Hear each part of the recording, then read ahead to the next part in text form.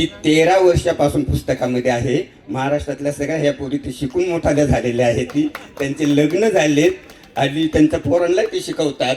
त्यावेळेपासून ती कविता आहे. रानवेडी पोर डोंगराव भाळली.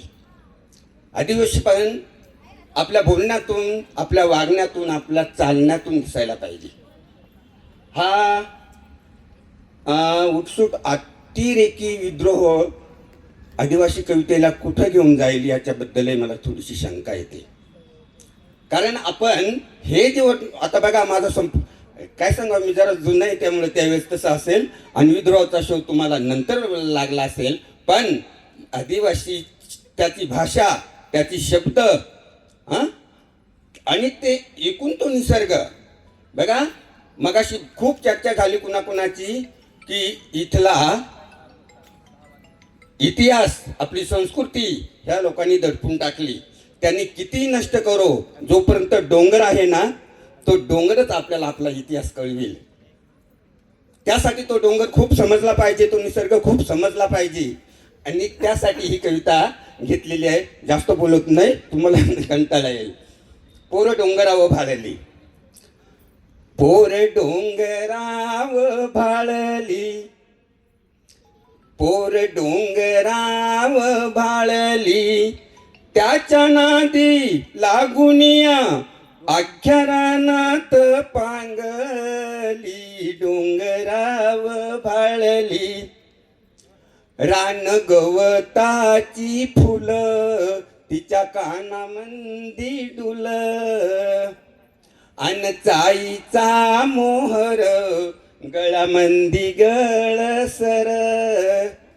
आहो टणटणी फुलली तिच्या नाकामंदी फुली, अन बुरांडीची फुलं 3 केसात माळली. डोंगराव भाळली, पोर डोंगराव भाळली, पोर माळावर खेळली अन वारा संग बोलली. वड पारंबीचा झुला तिचा गेला आभाळाला, पान साबरीच बोंड खाल लाल झालं तोंड.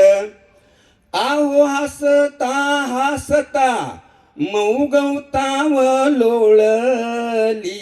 डोंगराव भाळली, पोर डोंगराव भाळली, गाई दांडाच्या वाटन चाली अंगत नेटान.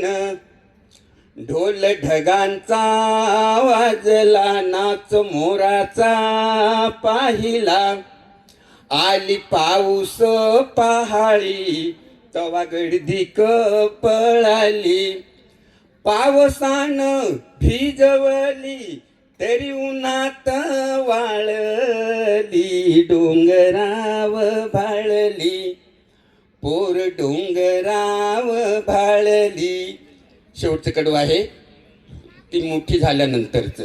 हे सगळे तिसरीच्या मुलांचं वर्णन आहे. त्यांना समजावं अशा अर्थानं त्या अभ्यासक्रमावाल्यांनी घेतलेलं, का त्या वयापासून त्यांना निसर्गाची प्राथमिक माहिती तरी असावी अशा अर्थाने ते घेतलेलं आहे. पण ती कविता मोठी आहे. शेवटचं एक कडवं सांगतो का, अशा त्या मुलीचं त्या डोंगरापासून जर विरह झाला, कोणताच काय माणूस आपल्या मातीपासून जो विलग होतो ना, तो तिकडे किती मोठा साहेब होईल, काय विमानानं फिरेल, किती काय होईल, पण मातीपासून अलग झालेला मला नाही वाटत परत सुधरल म्हणून.